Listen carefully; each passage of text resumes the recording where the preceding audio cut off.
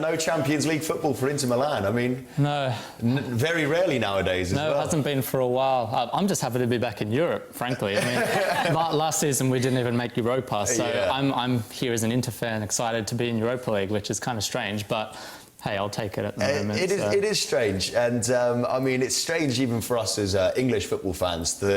You know, when I was growing up, it was guaranteed. You had the two Milan clubs in the Champions League, potentially winning it every single year. I mean, is it a shock in Italy to see, as a Napoli fan, is it a shock to see Inter Milan the way they've fallen? Yeah, I think so. You're upset about it, I can see. I've grown up at the same For me, it's a satisfaction, yeah. I can tell. Of my team. Yeah. Delighted with it.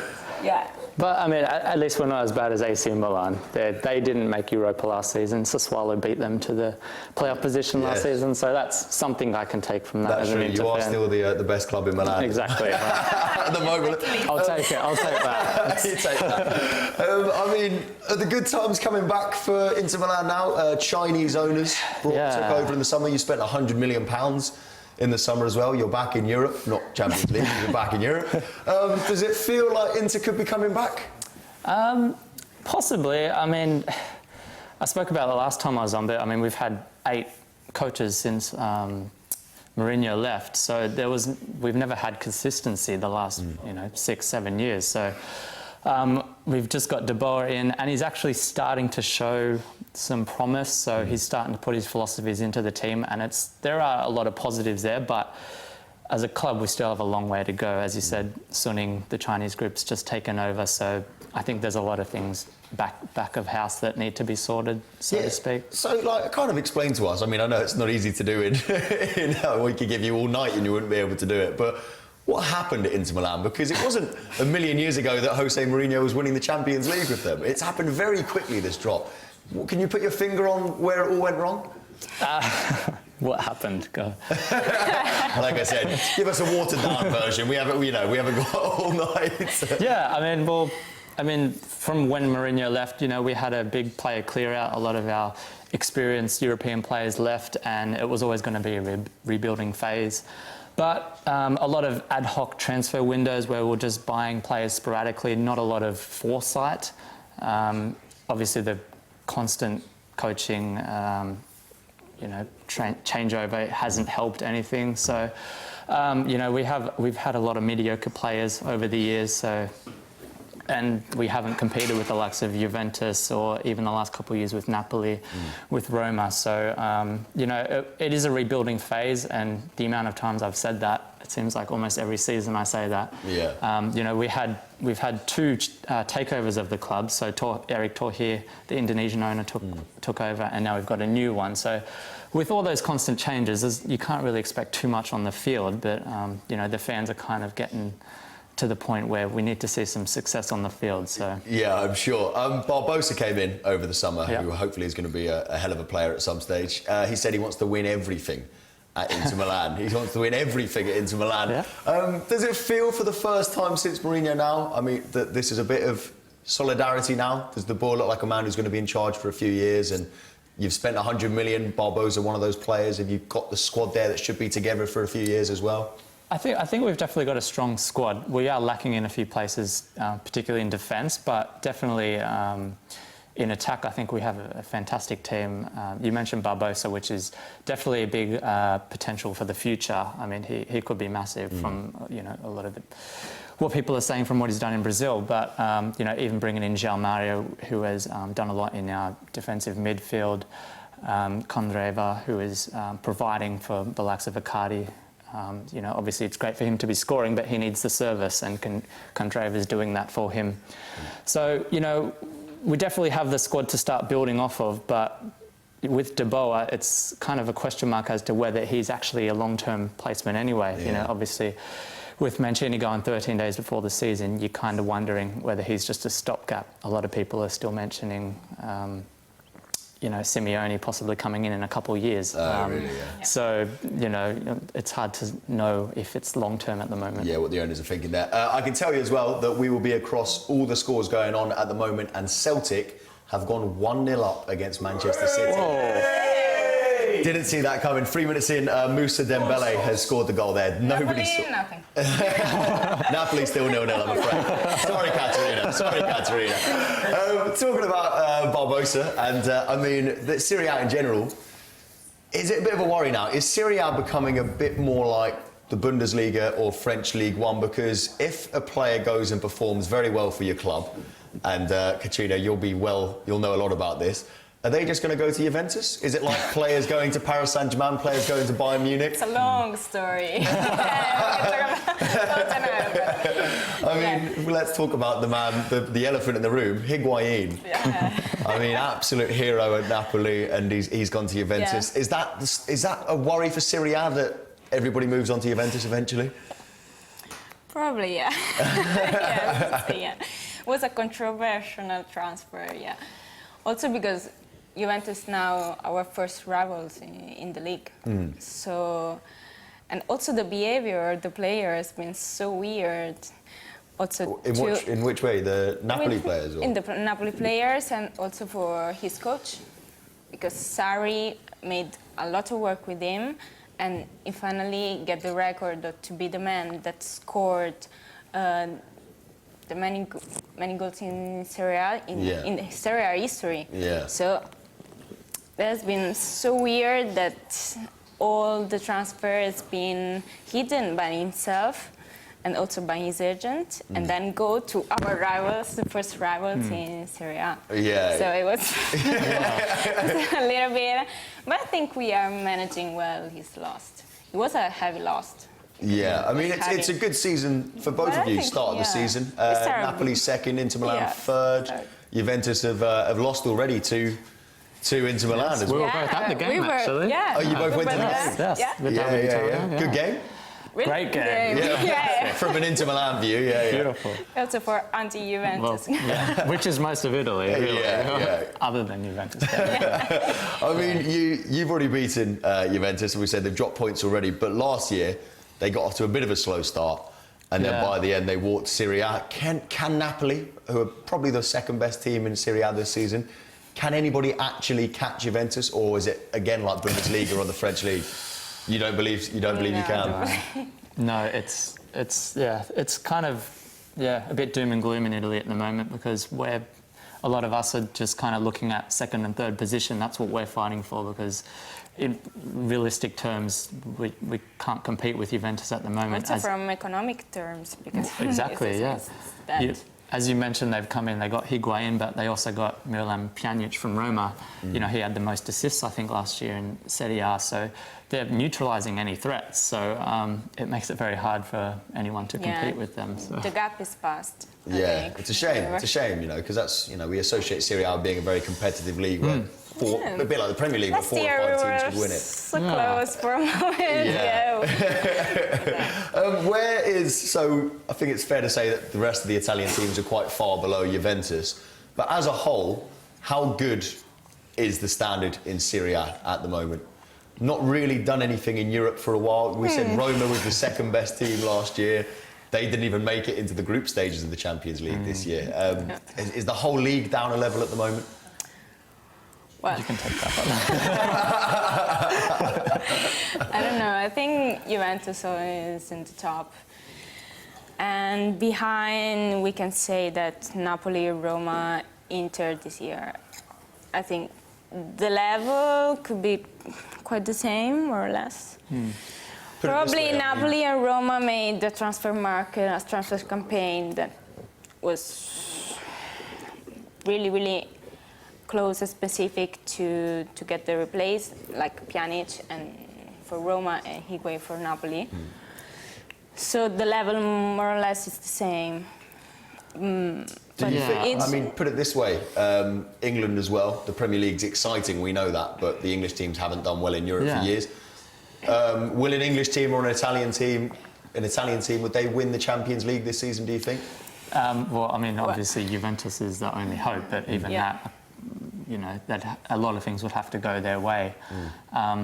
It seems like the last couple of years the Spanish teams have really dominated. I think they were 3 out of 8 of the quarterfinalists for both Europa and the Champions League last season. Obviously, the Champions League they dominated as well. So, Italian teams have certainly struggled, and I guess financially we're a long way behind even England, so that makes it even harder. I think I looked at the transfer window, the last transfer window, the lowest spending club in the Premier League, whether it was Hull, I think it might have been Hull, but they spent more than, I think it was 13 clubs in Serie A, which is ridiculous. Like, it makes it very hard for the Serie A to keep up, you know. So in saying that, you know, we are, you know, I don't think it's all bad. I think there are a lot of improvements, you know.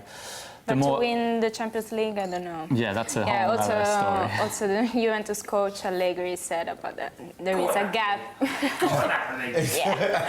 There is a gap. A really hard gap, vast gap between also the Germany teams and the Spanish teams. Yeah, I think that might just be a bit too much for the Serie A teams at the moment. We've had a comment on Twitter as well. Keep everything coming in on Twitter at FANTV UK. I think we can have a look at it now.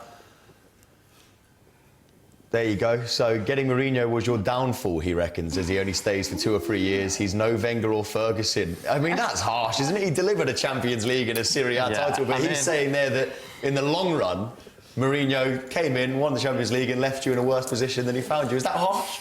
I think so. I mean, you've got to look at the context of where he came into Inter. Inter had won the title for 2 or 3 years in a row when he came in, and Mancini got the sack having won the Serie A title. So that shows you what the ambition was. We wanted the Champions League. That's what we were after. And he delivered it. So yes, I understand, you know, I understand that argument. It's often been put to me, but I mean, you know, he was employed to do one job and he did it in 2 years. I mean, and you're not, as a fan, you're not going to turn down that evening where you won the Champions League. Everything. We won the treble, we won the Club World Cup. I mean, I can't, you know, complain with that. And, you know, Mourinho or not, I think there was always going to be that rebuilding phase eventually. So, you know, I can't complain with Mourinho. Marek Hamsik, how good has he been for the club? My favourite. So. He's your favourite. He's your favourite. I mean, quite right too. I think he scored his 100th goal for the club on the weekend. He's played over 400 times as well, which I found amazing. That's a lot of games. He hasn't missed a week, it seems, since he arrived there. I mean, how much do Napoli fans love that man? I think now is our man. We can say it's the because captain. Higuain's gone? Yeah. Sorry to mention that. I got a stare there. It's been my favorite since, I don't know, in now or 8 years, more or less, that he stay with us. Yeah, right, since the, I think, since the Serie B, so it's yours Premiership. And so now I think 9 years in Naples. And the fan, I think, they love all him. love him. I mean, are you also surprised? I'm surprised about his form now, because I think now, last year, was in his best form ever. Really? Yeah. Because he played with Mazzarri first, and with Mazzarri first, he put in a position that, for him, I think it was the best also for scoring, because he made a lot of goals. Then with Benitez, he was so and so, and then Sarri put in the right position. So, you know, you were saying you like Marek Hamsik. Yeah. I can tell you that Marek Hamsik has made it 1-0 for Napoli.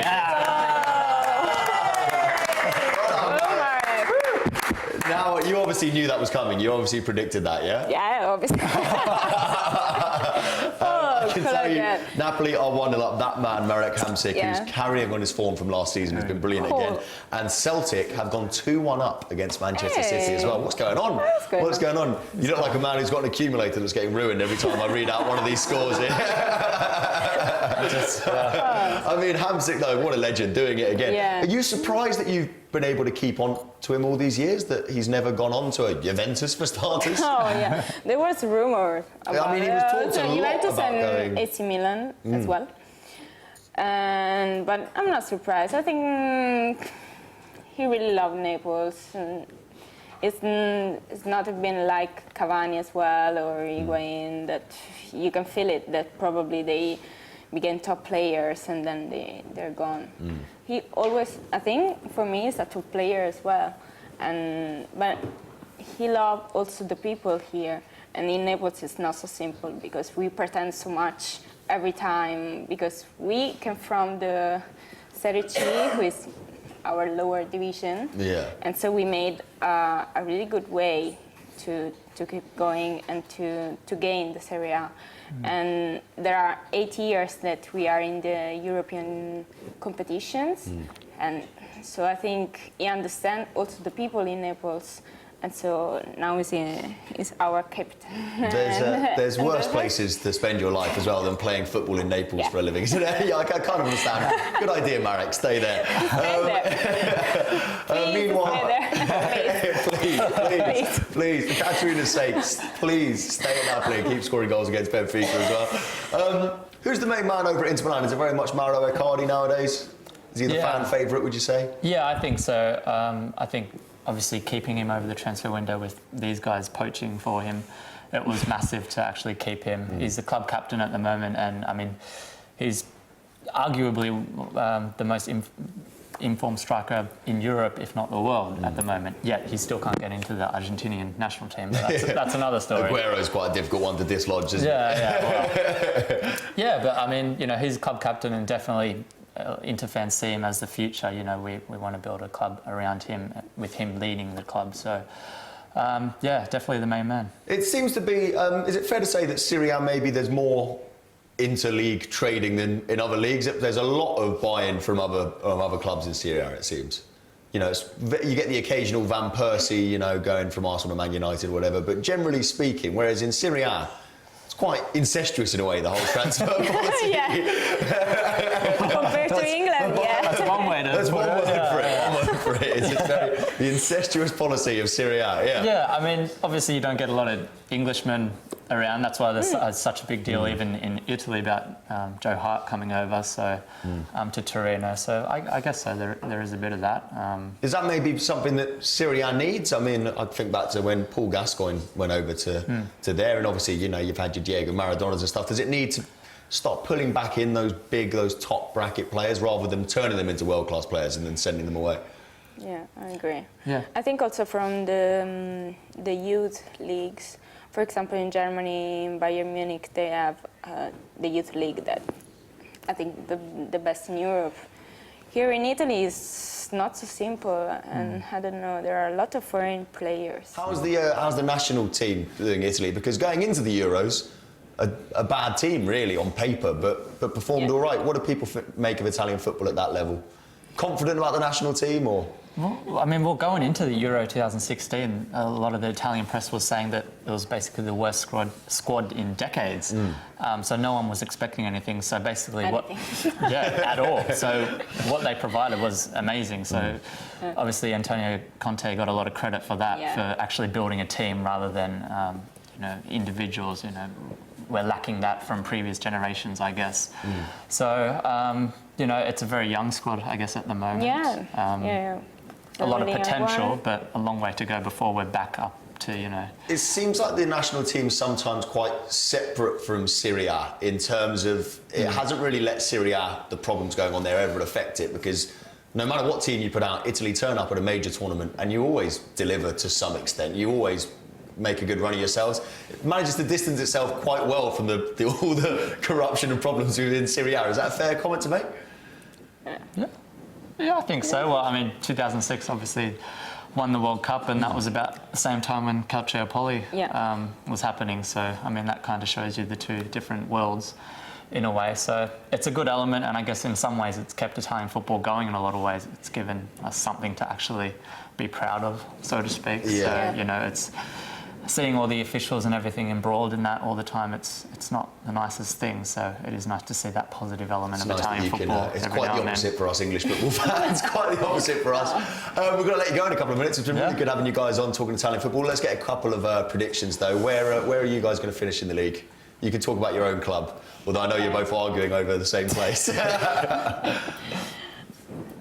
Well. Go on, Napoli. There we go. Got support from. We'd like to confirm the same place of last year. Same place as last season, So yeah? second place, yeah. I'll happy to come under that in third place. Champions League position, I'd Champions be League. elated. Yeah. Back in the Champions League. Yeah. I think you guys are going to do it. Presumably that means what, Roma down at fourth and Juventus down at first, something like that? Yeah. What about AC? Are they any AC, threat? 9th, 10th. 9th, 10th? Yeah. No. And maybe lower. Nothing.